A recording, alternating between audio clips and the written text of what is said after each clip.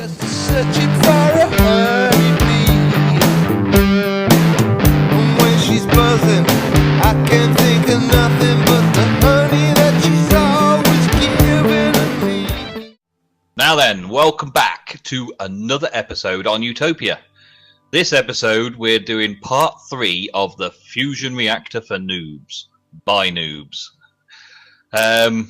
We've pretty much left the place as it was at the end of last episode. Nothing much has changed. Everything's powered up. All these back boxes are ready for action. All the electrolyzers above, the centrifuges above, should I say, and the electrolyzers below are all plumbed in and ready to go. Now we need to start giving these centrifuges something to do. DooDart. Do you see what I did there? Right. So I don't know where to start on this really, other than starting with some method of injecting the cells that are stored below in the centrifuges above. The start will be that simple, I should think. So where's me AE system? I think it's over here. Yeah, so I need to link up to a router because all of those are connected. So if I put a router there, that router should only be able to connect to centrifuges because there's no other centrifuges around. And I've got some hydrogen cells here. And it should put all the hydrogen cells into slot 0 around the place. And they should start being active. The first 64 should start getting filled up. Yeah, we've got cells going in, but the centrifuge is not powering yet. Yeah, not cycling. Do you want to look into how and why we're not powering the centrifuges right at this minute then? While I rig up the export into that one router. So we're going to have an export bus and ME cable going into there. Export bus, ME cable coming down. I want to keep it as tight as possible. So let's go up through here. Because we need 4 in the middle at a go. Yeah, it won't do anything with just 1. It needs 4. Yeah, okay. Well, I haven't put enough in yet, that's all. Okay. Yeah, so that's the reason why. So now we're exporting. That's right. And we should be good to set up the next stage. Right. Well, it turns out that little section was slightly complicated, but very simple when you look at it from this guide to noobs. So we have 3 routers connected by block touching block to the centrifuges, and all the centrifuges are touching block. So it all becomes one thing that the routers can read. And the routers will visit every single machine in this one thing in turn. Yeah, DooDart's nodding. And then this router is inserting into slot 0. And slot 0 is the center slot where the hydrogen cells go. This router over here is extracting from slot 2, which is the top slot, which is where the deuterium cells go. And that empty cell is just sitting there in that one for some reason. This one down here is extracting from slot 5, which is currently got a full stack of empty cells in it. So I can tweak that. Now, there's an import bus below here that's importing anything that router has. I'm going to change it to stacks so it moves stacks. And that should quickly empty that router out so it's only ever going to have 1 in it at a time. Because it'll move everything that's in there in one shot into the AE system. The other one, which runs along here very simply, is the export bus going hydrogen cells in. And this one over here is just extracting anything. And I'll put that as a single stack, a single item, because there's only ever 1 in each. So as the hydrogen cell processes, the other 2 routers empty out the centrifuge, and it all gets put straight back into the AE network without so much as a little bit of cabling that tells it which way to go. It just does it all because that's AE networks for you. You can see little blips as it rushes stuff down. Yeah, every time it activates, it goes and does a little blip. Pretty cool, isn't it? It is. It's awesome. I love it. So now we've got the deuterium. I may actually learn how to pronounce this one day. Deuterium and tritium. Triceratops juice. Triceratops. We've got diplodocuses and triceratops. The diplodocus, we currently have 240 diplodocus. Actually, I've got 14 in here, so we've got 240 diplodocus in the ME chest, and the electrolyzers have all started being refilled with empty cells and are processing back to get hydrogen cells. The hydrogen cells are entering the ME chest and being removed as quickly as they enter, going back into the centrifuges above. So that is all fully automatic. And the deuterium cells are just increasing very rapidly. We're up to 300 already. So that is pretty fast going. We are using a lot of power down here, though. Our MFSUs are running out of power. However, when the fusion reactor's up and running, their power will not be an issue, so long as we've got the rig up right like this, which I think we've done the best we can. Each MFSU gets split into 4 MFEs, and each MFE is powering an electrolyzer. So it should, in theory, if it's receiving the full whack from the fusion reactor, keep up with this process, no problem whatsoever. But at the minute, the 4 nukes are not. Now, the next stage is to start taking that deuterium and putting it into this tank over here, for which we're going to need valves. Now, I think we're going to import the liquids in the top of the tank and take it out at the bottom. So around here somewhere, is this where these blocks are? Is that the plan? 1 sec, I'm just trying to find the valves, or have you already got them? I've got the valves. I've got the valves. Well, thanks for telling me. These 2 here are going to be running all the way up from the bottom, coming out of the tanks, going up into the next level for the fusion reactor to receive power, to receive the 2 liquids it needs. So we may as well set up the process round here for actually putting the liquids into the tanks. So I'm not really 100% sure how this is going to work, because once the Triceratops is full, I don't want the whole AE system to carry on producing Triceratops. I want it to stop. So I think I'm going to need a level emitter, so that when the AE system is holding cells of Triceratops, it makes sure that no more Triceratops is produced. Okay, so I'll use that over at the other 24 centrifuges, which will have to be across the other 2 corners. Squished in somewhere. I'm sure we can find a better space. We've got to crush them in somewhere. Now, in order to get the cells to process into the tanks, we need liquid transposers.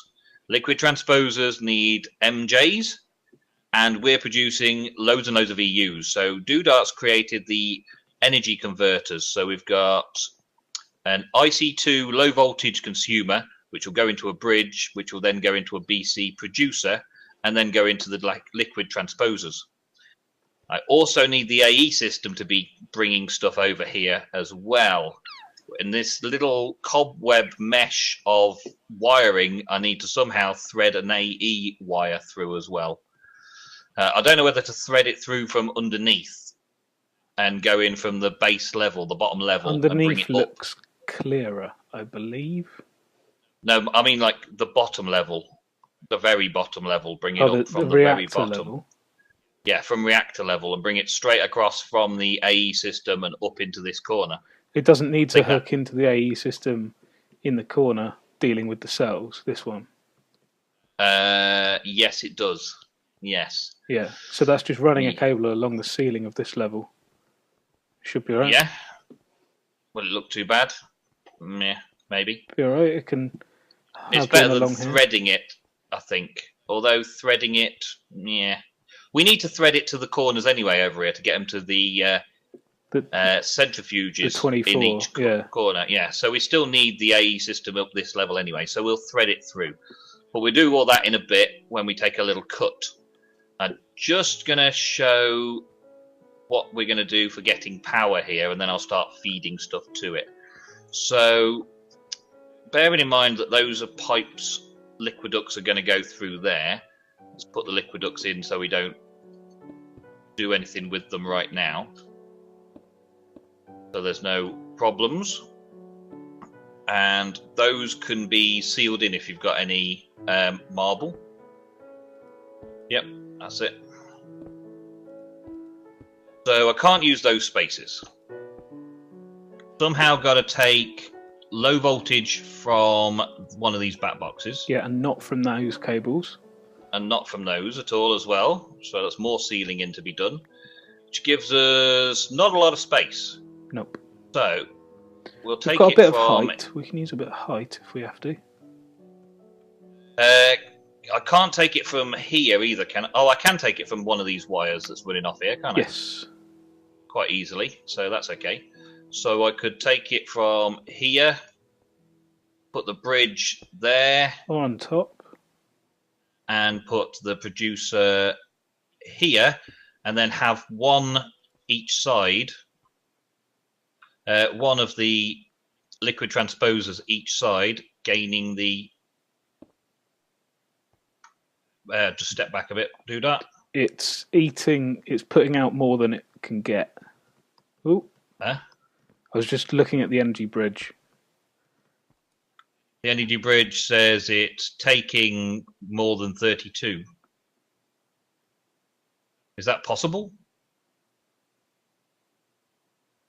Is it possible that it's taking more than 32 per tick when the output is supposed to be 32 per tick? Oh, the output of a bat box is 32 per tick, whereas the output of that transformer will be the 128 per tick or something like that, will it? I don't know. I don't know, but I've been told. But it looks like it's Either working. Way, so it'll sit and charge up. So now it's got nothing in, nothing out. Look. Yeah, because we've filled up the engines. We've filled the transposers, and now all that's filled up. So that's good. It's done. So that's worked. Yay. And I've got one either side. The AE system can come down into it and also off the back of it. And the pipes will have to come out somewhere as well. So you need access to 3 sides of these machines. Yeah. I might need to put that one on top here, but I've got access to 3 sides there, actually. You do have 3 exposed sides of each one. Yeah, but front isn't an option. Turn it around. Yeah, good plan. Turn them to face the... Oh, you can just hammer it or click on it and it'll turn. Place it there. And then we've got 3 exposed sides. And if we use the Omni Wrench, I can do the same on that one. Fantastic. Which turns it the wrong way. Turn it so that it's facing towards. And then all of the input... Hey, I fell down. all derpy.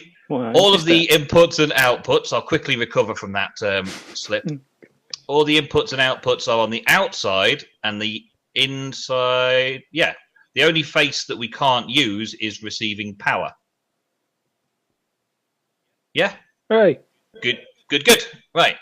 Now we can put a valve into each tank and connect up there, and the AE system can come down into it and out the back of it. The exporting problems that I've got for the empty cells, I'm going to have to... let's see. If I'm importing from the top, can export there for that one, so that the liquiducts go out the back of it, which is the red side at the minute. And this one, the red side will feed into that tank, so the export can be there like that. Are you keeping up? We got it? I'm attempting to.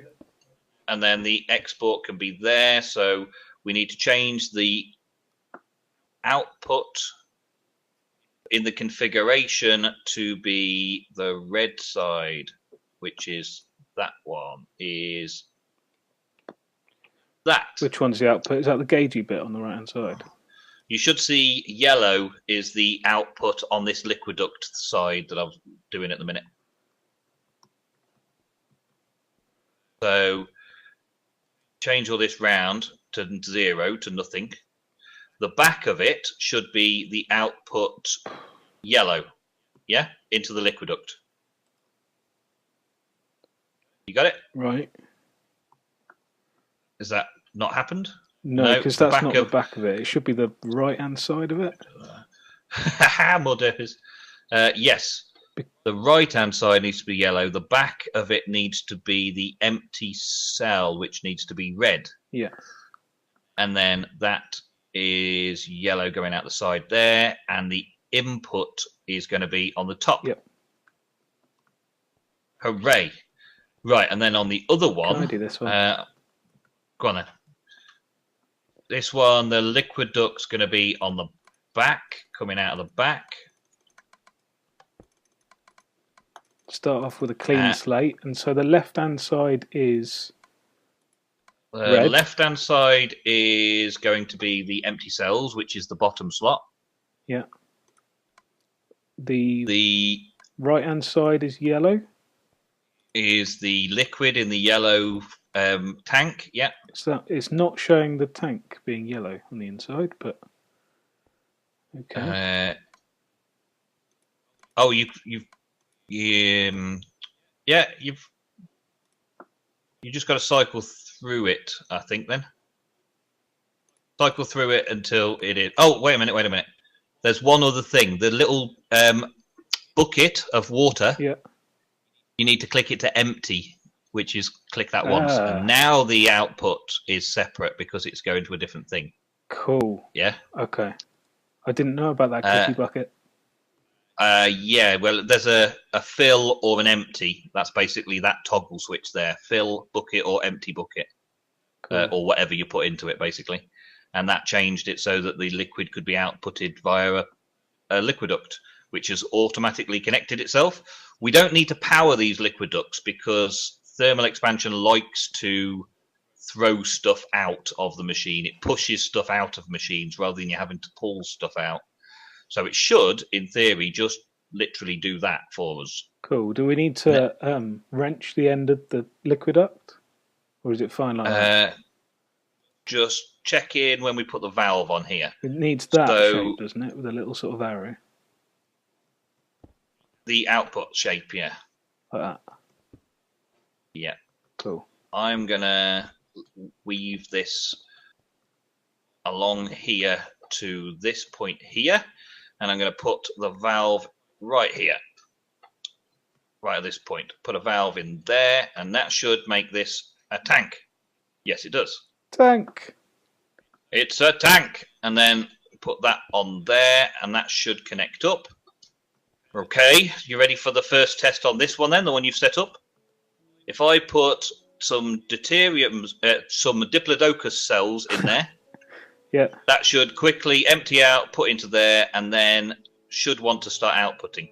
If you change that back to normal, change the liquiduct back to normal, yeah. There you go. Look. It likes to push out, so you don't need that change on it. Bright yellow. It'll just carry on pushing out. Look at that. Diplodocus is filling up the tank. So now the tank has some in it. Gaseous Diplodocus. Yay! Is that the Latin name for the dinosaur? It's just the Latin dinosaur name, I guess. And then this one, we're going to process the Diplodocuses to make Triceratopses and do the same thing and put them into this tank over here. Okay, so that like a so. That needs a wrench in. Yeah, cool. That's right now. That should set itself up. That should work. Now we need to put the A system into it to insert the cells into there to constantly keep that tank full of Diplodocus. Yay! The other one we can't do much with right now because I haven't got any of the other cells. And I've only got 2 bits of cable left, so I'll put one across there on the network. and that's going to input the Triceratops ones. When the tank's full and the transposer is full, it will not allow any more Triceratops cells to enter into the transposer. Therefore, a backlog will be formed in the AE system.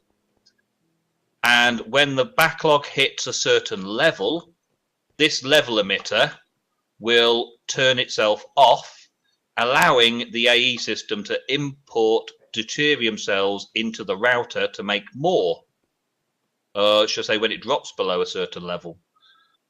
Yeah, something like that.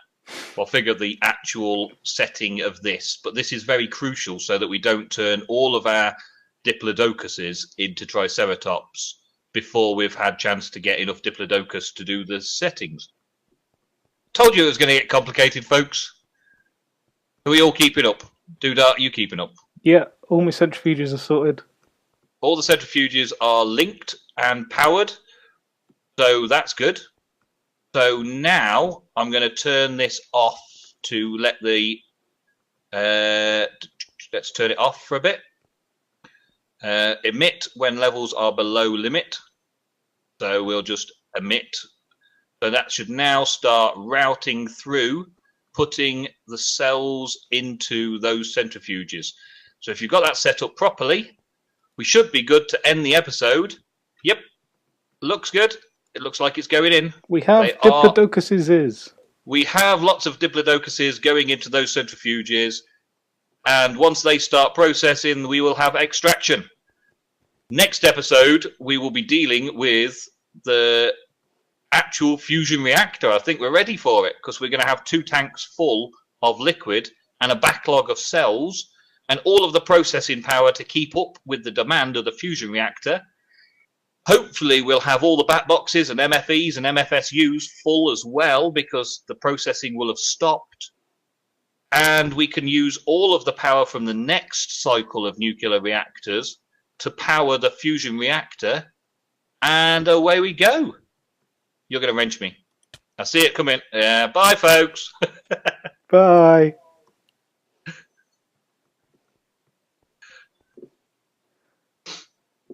Sam would be proud of you. Yeah, I thought he would be. I was thinking of him when I was doing it.